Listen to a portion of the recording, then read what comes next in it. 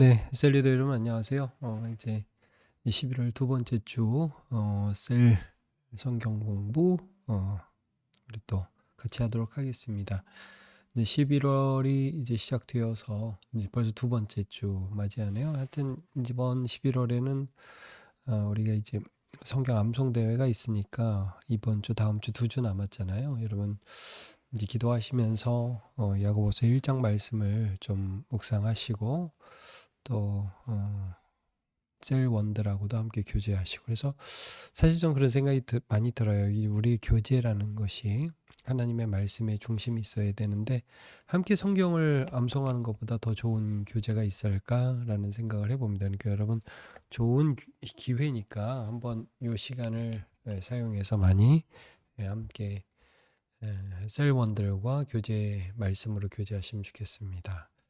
지난주에는 세례식이 있었고 이번 주에는 이제 성찬식이 있지 않습니까? 셀원들하고도 미리 성찬식이 있다는 거 공지하시면서 한 주간 좀 마음에 준비하고 성찬식에 임했으면 좋겠습니다.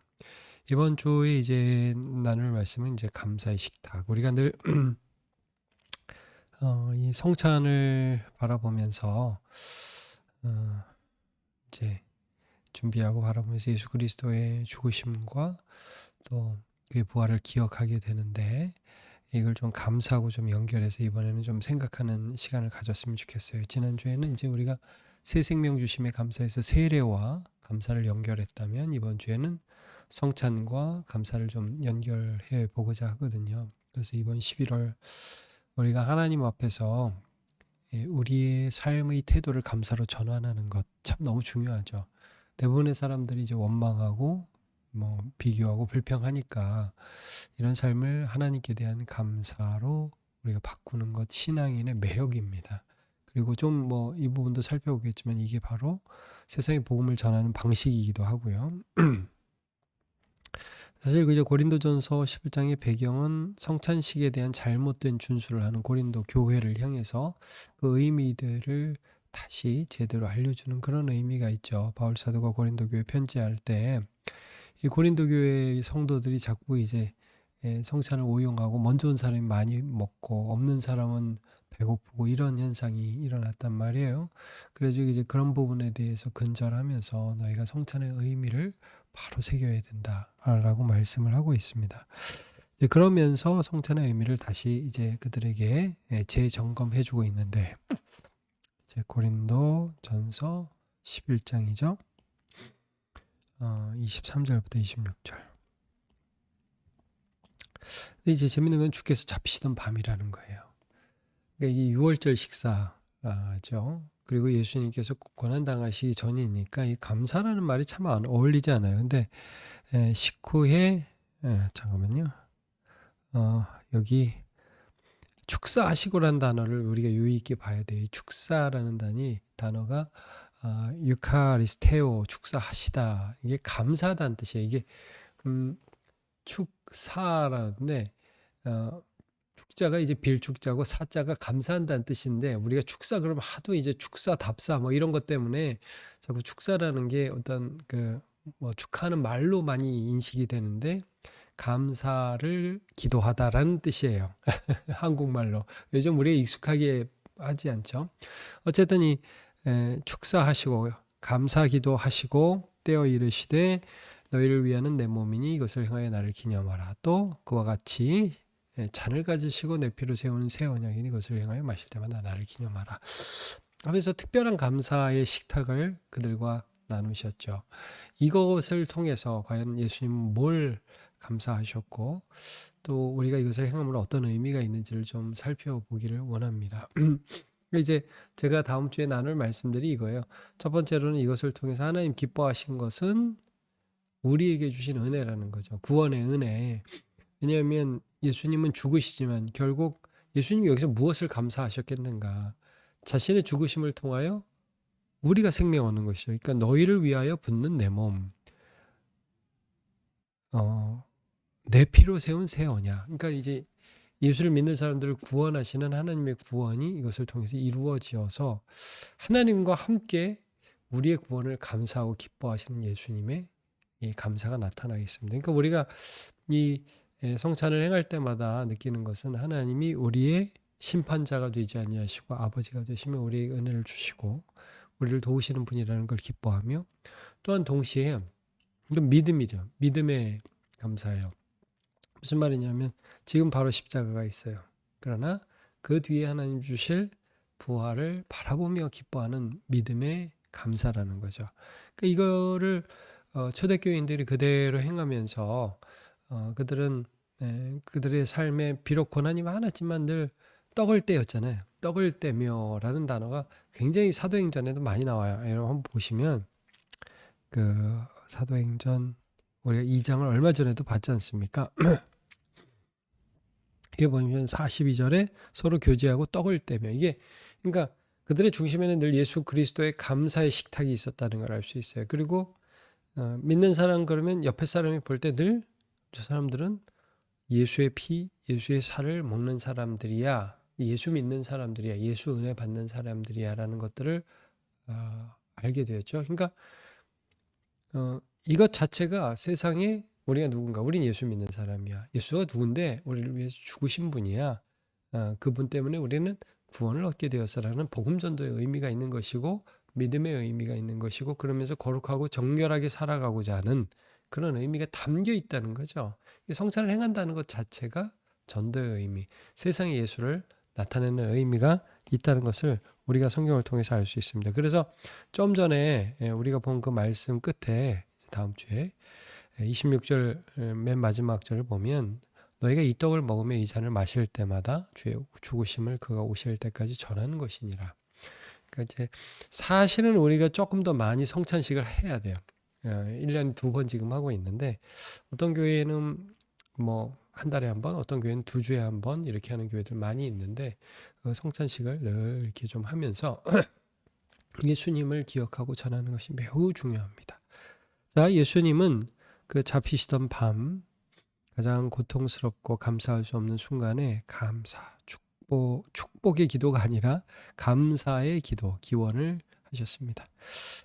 성찬은 심판이 아닌 은혜, 그죠? 고난 속의 믿음, 감사를 통한 우리 믿음의 선포. 제가 조금 전에 3가지 의미를 말씀드렸죠. 이걸 고백하는 식탁입니다. 어떤 마음으로 이번 성찬식을 참여했습니까? 하면서 셀모임 할 때는 이제 성찬식을 마쳤을 때니까 이번 성찬식에 참여하면서 어떤 감사를 드렸는지 나누고, 또 우리는 이제 그런 의미에서 이제 적용적으로는 사실 더 나아가겠지만 우리가 늘 식기도라는 걸 하잖아요. 아이들한테는 이런 노래 하잖아요. 날마다 우리에게 양식을 주시는 은혜로우신 하나님 참 감사합니다. 이런 찬양을 하는데 이게 참 좋은 거예요.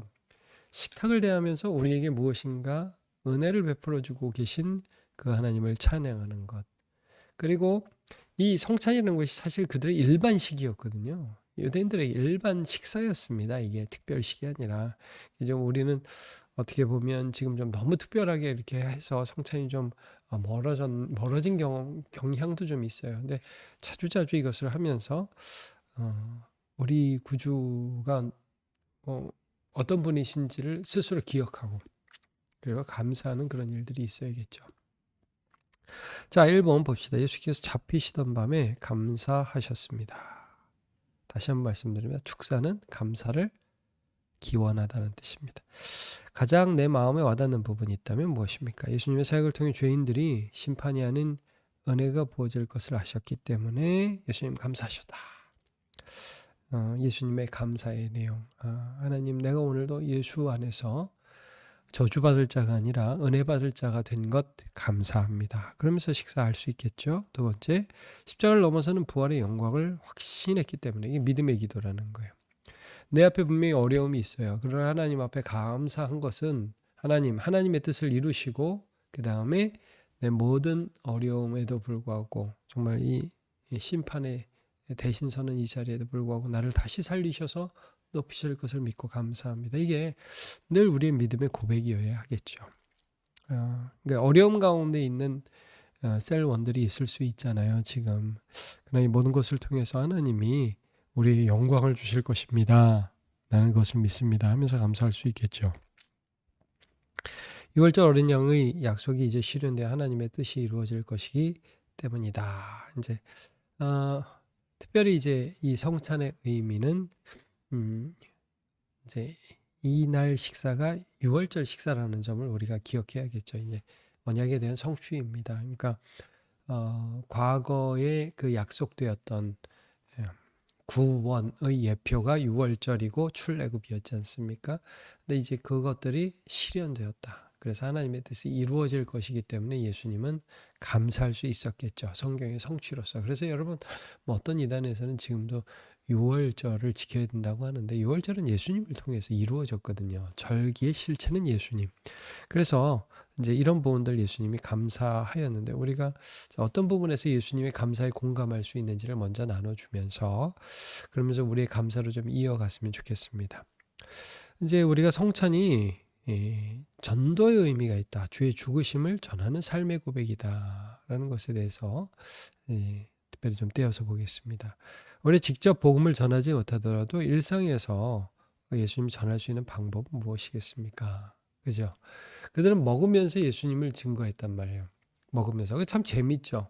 막 눈물을 흘리고 슬퍼 그런 게 아니라 기쁨과 감사의 삶을 살아감으로 세상의 매력 덩어리가 된 거예요. 자, 1번 가정이나 직장, 학교에서도 식사 전 예수님을 생각하며 겸허히 감사 기도를 드린다. 중요하죠. 우리는 무엇을 받든지 거기에 하나님의 은혜가 숨어 있음을 고백합니다. 그래서 우리 자녀들한테도 식기도를 가르치는 것은 매우 중요합니다. 그리고 우리가 어디서나 믿음을 고백하는 것 중에 하나가 식사를 앞두고 기도하는 것이죠. 두 번째, 사람들과의 대화 속에 감사의 태도를 가진다. 그래서 모두 다 원망하고 모두 다 불평하잖아요. 그런데 난 참 하나님 생각하면서 감사해라는 태도를 늘 가지는 것. 그다음에 예수님의 마음으로 서로에게 식사를 대접한다. 근데 먹는 게 즐거움이잖아요. 즐겁게 먹는 거 참 매력적이죠. 근데 예수님 때문에 우리가 그렇게 할 수 있고 서로 나누는 삶의 태도, 우리 예수님을 전하는 그런 삶의 태도를 가지는 건 너무 중요하겠죠. 자, 고난을 감사로 통과해 하나님께 영광을 돌린다. 우리 안에 고난이 있다는 거 우리 옆에 있는 사람이 가장 잘 알아요. 그러나 그 가운데서도 예수님께서 그러셨던 것처럼 믿음으로 감사를 선포하면서 통보하는 것, 이것이 또 세상을 향한 매력이겠죠. 사실 이 모든 것들이 다 성찬 안에 담겨져 있습니다. 자, 마치면서 보죠. 십자가를 맞이하시는 예수님께서 하나님 아버지께 감사하셨습니다. 예수님은 예수님의 성만찬을 경험한 초대교회는 박해 속에서 떡을 떼며 기쁨과 순전함으로 살았습니다. 그렇죠? 좀 전에 읽었죠? 감사는 믿음이고 감사는 복음의 고백입니다. 오늘 우리 역시 험한 세상을 살고 있지만 어떤 상황 속에서도 감사로 예수를 선포하는 사람이 됩시다. 그러면서 이제 마무리하면서 우리 셀원들과 우리의 삶에서 구체적으로 감사할 수 있는 방법 뭐가 있을까? 감사의 태도를 우리 가정에서 또 우리의 사회생활에서 어떻게 가질 수 있을까 하는 것들을 좀 서로 나누어 보시면서 셀 마무리해 보면 좋을 것 같습니다. 네, 여러분 오늘도 수고하셨습니다.